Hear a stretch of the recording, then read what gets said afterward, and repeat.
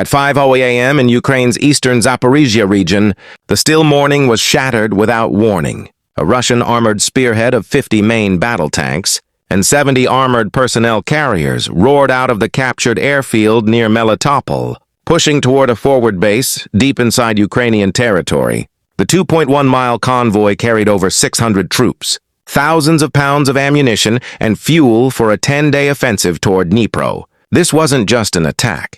It was a strategic thrust threatening millions. In seconds, the calm would shatter, and what followed would become a lesson in modern warfare, deep beneath the streets of Dnipro. In a reinforced underground command center, Ukraine's Southern Defense Command was already in motion minutes earlier, satellite imagery, and forward UAV feeds had confirmed the nightmare. Taking shape, a 2.1-mile Russian armored convoy, moving in tight formation toward a captured forward base. General Mykola Havlenko, the sector commander, studied the live projection. Over 100 armored vehicles flanked by supply trucks, grinding forward at nearly 18 miles per hour. If they reached the base, the position could become an iron fortress, able to launch strikes into 3 Ukrainian regions. Within hours, there was no debate. "Hit them now, don't let them dig in," Havlenko ordered, his voice cutting through the dimly lit room. Officers sprang into action, linking secure channels across air. Ground and artillery units, the plan would unfold in tightly timed phases. First, reconnaissance drones would map every tank, every APC, and every fuel truck. Next, swarms of low cost suicide drones would shatter the convoy's formation and sow chaos before the enemy could deploy, then airborne. Flying mines would punish any defensive gunfire. After that lightning-fast, motorcycle assault teams would slice through the flanks and rear finally. Mechanized infantry would close the noose, ensuring no one escaped. Every minute mattered. The convoy was a steel serpent, but in the war room its fate was already being scripted, a trap designed to collapse in perfect sequence. The counterattack clock had started ticking. From the moment General Havlenko gave the order, the first phase moved into play. Out on improvised airstrips hidden among wheat fields, 20 low-altitude reconnaissance UAVs, each no bigger than a dining room table, lifted into the early morning haze. Their electric motors hummed softly, barely louder than the wind through the grass, as they skimmed just 15 to 20 feet above the ground. To stay beneath Russian radar sweeps, each drone carried a high-resolution thermal optic and an encrypted live-feed transmitter streaming real-time imagery straight back to the underground command center. On the big wall display, the convoy's shape began to take form. Dark thermal silhouettes of tanks and armored personnel carriers snaking along the asphalt. Flanked by fuel trucks and ammo haulers, the scale was staggering. More than 2 miles of steel and firepower. Grinding forward at a steady 18 miles per hour, operators began tagging targets with practice. Precision red markers flashed over the lead command. Vehicle, a specially modified T-90M, fitted with extra communications gear, blue icons highlighted fuel carriers, each hauling nearly 4,800 gallons of diesel, enough to keep the offensive alive for days. Yellow circles marked mobile artillery batteries. Tucked among the BMP-3 their 100mm guns, ready to pound Ukrainian positions once in range, inside the command center. The atmosphere tightened like a drawn bowstring. Officers spoke in clipped tones, relaying grid coordinates to strike units. Preparing the next phase on one side of the room, a young UAV operator adjusted a joystick, locking a drone's camera onto a moving supply truck. On another, a lieutenant cross-checked target IDs against intercepted radio chatter. Every icon on the screen represented a decision: what to hit first, what to cripple, what to leave for follow-up forces, and with each passing minute, the convoy rolled closer to the forward base. Havlenko leaned over the main console, eyes fixed on the growing lattice of target markers. "We don't get a second chance," he said quietly when we hit. "It has to count above the fields." The 20 drones held their silent vigil, weaving between tree lines and low ridges.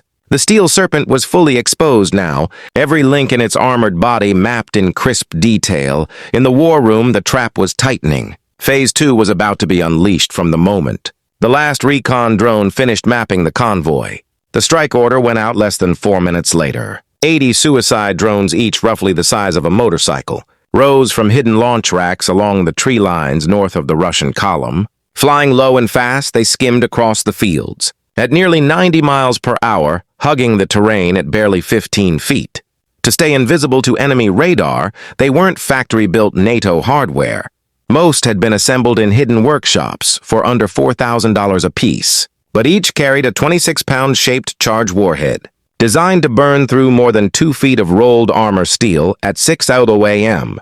The Russian forward gunners finally spotted them. A flicker of movement against the wheat, then dozens of dark shapes, racing in defensive fire, erupted in a frenzy. 30mm autocannon burst from BMP-3 second, belts of 7.62mm tracers from mounted PKMs, and the dull thump of grenades launched blindly toward the horizon. But the swarm was too large and too close. The first drone slammed into the lead BMP-3, detonating with a white-hot flash. The blast flipped the 18-ton vehicle onto its side. Blocking half the road, 3 more drones dove into a cluster of Ural trucks. Hauling over 5,000 mortar rounds, the resulting fireball sent a rolling shockwave through a 650-foot stretch of the column, shredding tires, shearing off armor plating, and killing or wounding dozens of troops in seconds. Then came Phase 240 flying mines, modified quadcopters each carrying a 21-pound TM, 62 anti-tank mines strapped beneath its frame.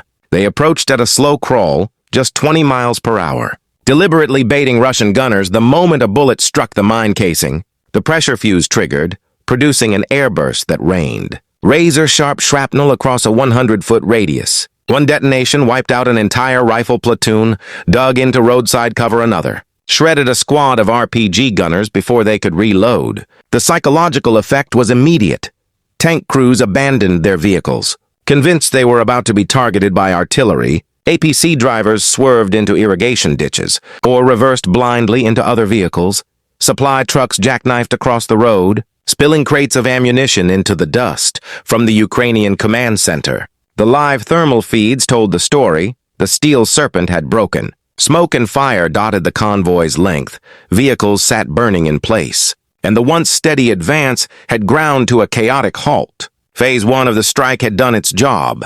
The enemy was disoriented, bleeding, and scattered. Now the battlefield was primed for the next blow. The roar of engines was already rising from the south. The echoes of the drone strikes were still rolling across the fields, when a new, sharper sound cut through the smoke. The high-pitched scream of motorcycle engines from behind a low earthen ridge. 200 armed dirt bikes burst into view, fanning out across the open ground. Like a flood of steel and dust, each bike carried 2 soldiers, a driver focused solely on speed and maneuvering, and a gunner armed with either an RPG-26, a wire-guided anti-tank missile, or a laser-guided system, capable of burning through over 30 inches of armor. They split instantly into 3 attack wings.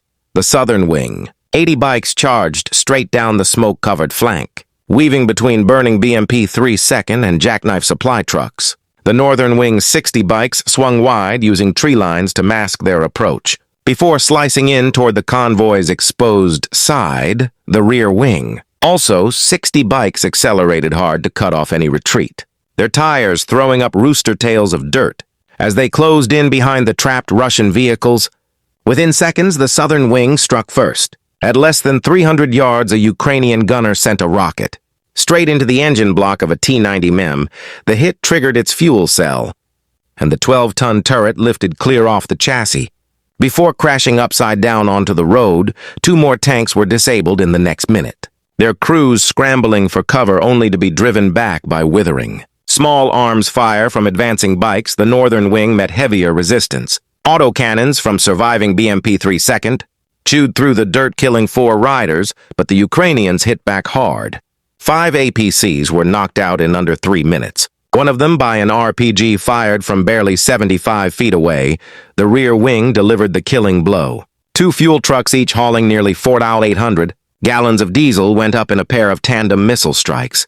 The explosion sent a fireball more than 150 feet into the air, igniting nearby cargo trucks loaded with mortar rounds, and creating a chain reaction of secondary blasts. In less than 15 minutes, the convoy's cohesion was gone.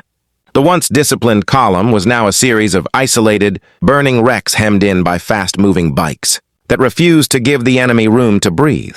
The trap had snapped shut, and the next phase, full encirclement, was already on its way. The battlefield was now a patchwork of burning armor, shattered trucks, and columns of black smoke rising into the morning sky. As the last motorcycle squads darted between wrecks, tightening their grip on the crippled convoy, a new force entered the fight from the east. 3 mechanized infantry platoons, over 120 Ukrainian soldiers, riding in armored personnel carriers, pushed forward in a slow, deliberate advance. Using the hulks of destroyed Russian BMPs and T-92nd as improvised cover, they leapfrogged from wreck to wreck, rifles leveled, every movement calculated to seal the trap.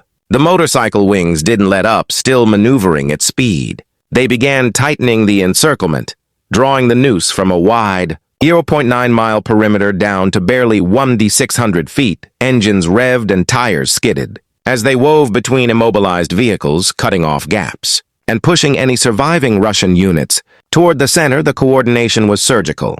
Every opening the infantry left. The bikes closed, and every gap the bikes missed, the infantry filled with firepower.